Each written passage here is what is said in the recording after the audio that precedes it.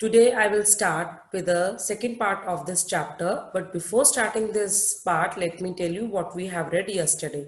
Yesterday we have gone through like the pillar that the massive stone pillar is at Sarnath. You all have seen the notes and the coins, and I have told you about the long history. They are carved in the stone that is placed on a stone pillar in the Sarnath. And I have also told you about like Ashoka have given the instruction that of the inscription that are inscribed on the pillar. And I have told you about the Ashoka rule, whatever he have ruled was founded by his grandfather Chandragupta Maurya more than about 2300 years ago. And the person who support the Chandragupta was the wise person, that name was Chanakya.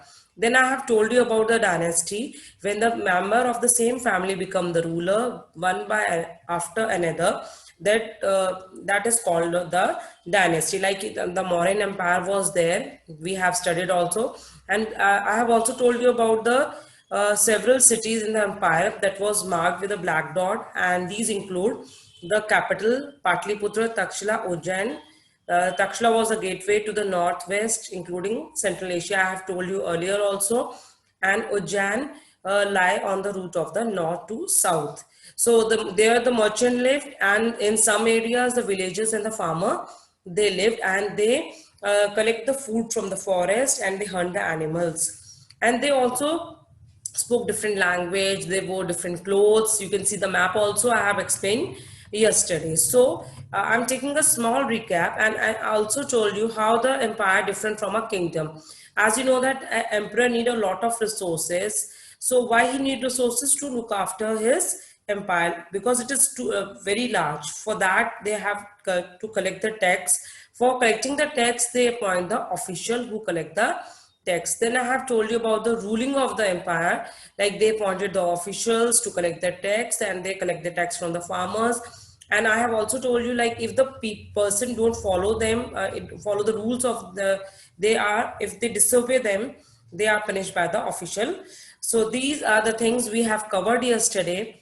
Now today we will study what is the actually the thing happened in the Ashoka life, that he gave up the war. So now today I will start with this, how the Ashoka, as you all know that Ashoka, a unique ruler. The most famous Mauryan ruler was Ashoka. He was the first ruler who tried to take his message to the people through the inscription. Means he have given lot of messages through the inscription. Let me tell you again what is the inscription. Anything that is written on a hard surface, on the rock. So the most of the Ashoka inscriptions, they are written in the Prakrit, and they are written in the Brahmi script. So first of all, I am telling you about the Kalinga war. So what has actually happened? Now, when the Kalinga is an ancient name of the coastal Odisha, you can underline this. Ashoka fought a war to conquer the Kalinga. He fought the war, he also won the war. But however, what happened that he gave up the war?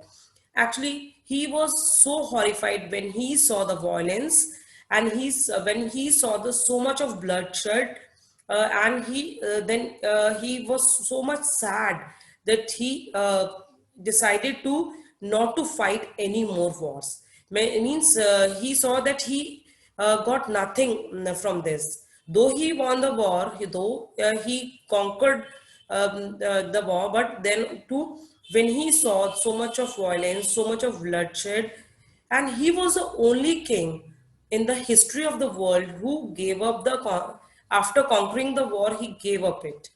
Means he, though he conquered the war, but then also he just gave up because he just horrified. He was scared when he say, just see how much violence is there, how much bloodshed is there. So he just gave up the war. Now, what is actually written, the Ashoka inscription describing the Kalinga war? Just listen what I am saying. This is what the Ashoka declared in his inscription. Mean what is written in the inscription? that we will study. Like 8 years after becoming a king, I conquered the Kalinga. Means he conquered the Kalinga after, when he became the 8 years after becoming that, he conquered the Kalinga. About a lakh and a half people were captured. Means a lakh and a half people were captured. Means they are becoming the slave, and more than a lakh of the people were killed. This filled me with sorrow. Means he was very sad when he saw that how many people are killed. Why? Whenever an independent land is conquered, lack of people died and many are taken to the prisons, means they are sent to the jail. Even the Brahmins in the mob also die. The people who are kind to their relatives and friends, to their slaves and servants, die or lose their loved ones. Means the people, some people lost their friends, some people lost their loved ones. So after seeing all this, like many people have died, so after seeing all this thing, he become very sad. So he just think, what I have got out of this? Means nothing. Many the people, they died, though he conquered, but he, when he saw many people died and many lose their loved ones, he was very sad. And I believe that winning people over through the dhamma is much better than conquering them through the force.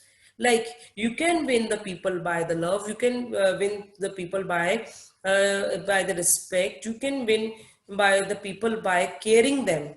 So these are the many things you can win the people, but the war is not the solution. I'm inscribing this message for the future.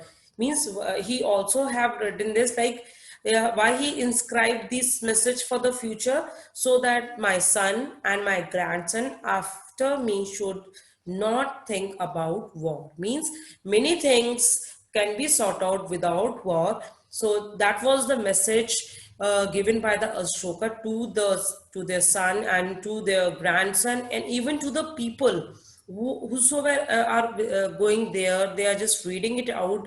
So it is a great message for all of us, and we should like follow the dhamma, uh, that message given by the Ashoka. I hope so this much is clear to everyone. Now let me tell you what is actually dhamma. Ashoka dhamma did not involve worship of God or performance of sacrifice. He felt just as a father tries to teach his children, he had a duty to instruct his subject. He was also inscribed by the teaching of the Buddha. So what actually he want to say? His worship do not involve any worship of God or performance of sacrifice. He felt like just like father is teaching to the children, like he's telling the children the good and the bad things. Similarly, he was also inscribed the teaching of the Buddha. There are the number of problems that trouble the people in the empire, follow different religion, and this sometimes lead to the conflict. Like animals were sacrificed, and you can underline this, the slave and servants were ill treated. Beside, there are the quarrels in the family amongst the neighbor. Ashoka felt it was the duty to solve these problems. Mean the what are the problems should be solved? Animals sacrificed, then your slaves and the servants are ill treated. Means they are badly treated. Like people think they are slaves, we can treat like any, like they are not giving them food. So they said that these are the more the Ashoka felt that it was his duty to solve this problem. So he appointed the official to solve this problem and teaching the people about the Dhamma. Beside the Ashoka got the message inscribed on the rocks, and the pillar instructed his official to read this message to those who could not read it themselves. Means he inscribed that message on the rock and the pillar, and he also appointed the official. Like some people, they are not able to read it. So these officials are appointed to explain this message to the people, so that they are able to know what is actually written in, and they will get the message. So Ashoka also sent the messenger to spread the ideas. He also sent the messenger to spread the ideas to Syria and Egypt, Greece, Sri Lanka. So you can see, and he built the roads, dug wells, built rest house beside, arranged the medical treatment for both human beings and animals. He also built the roads and dug the wells and built the rest house beside, arranged for the medical treatment for both human beings and animals. So let me explain again what is actually like the what are the problems that the Ashoka felt should be solved, like animal sacrifice. You can underline this. Slave and servants are ill treated, means they are badly treated.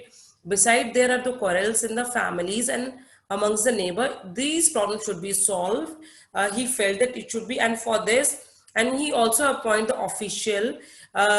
They went to place for teaching people, and even they inscribed the message on the rock and the pillar. And he also instructed his messenger, official messengers, just to read the message to those people who are not could not read it themselves. And he spread the ideas. He sent the messengers also.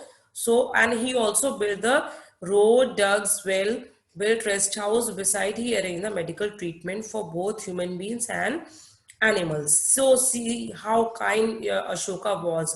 Now, last but not the least, let me tell you Ashoka message to his subject. Now, we all went to temple. Like we all, this is our daily routine. We go to temple. We do the rituals. So, what the Ashoka message to his subject? The people perform the variety of rituals when they fall ill, when their children get married, when children are born, or when they are go on journey. Means they do some like worship. So these are done when they are ill or when their children are get married, and when any newborn baby is there, and when they went to journey. But what he said, these rituals are not useful. Means whatever these ritual we are doing, like these are not useful. Instead of people observe other practices, this could be fruitful. What are these other, what are now you were thinking not doing the rituals, what are the other practice we can do? What are these practice, like just note it down, and this will help you in the future also. Whatever I'm saying, like you should be very gentle with slaves and servants. Means if there is servant in your house, you should respect them, you should be very kind to them, you should speak very gently to them. Don't think that they are servants. You should be very gentle with servant and the slaves. Respect one who are elders, like your grandmother, your grandfather, your sister, anyone elder in your house. You should respect them. That is a very good thing, and that is equal to the worship. Treating all creatures with compassion, means every creature should, you should respect them. Giving gift to the Brahmins and the monks, and it is both wrong to praise one's own religion or the criticize other. Means don't say that my religion is good, his religion is not so good. You should not criticize. All religion are equal. Each should respect the other religion. If one praise one own religion while criticizing the another one, is actually doing a great harm to one's own religion. Means you should not do this. Therefore, one should try to understand the main idea another religion and respect it. Means we have to respect it. So the Pandit Nehru, the first Prime Minister, wrote, this is the edict, still speak to us in the language we can understand. We can learn, still learn much from them. So you can see how the great message were given by the Ashoka, and you should learn it by heart and you should follow in your life. It will help you a lot. Means you should be very kind to the people.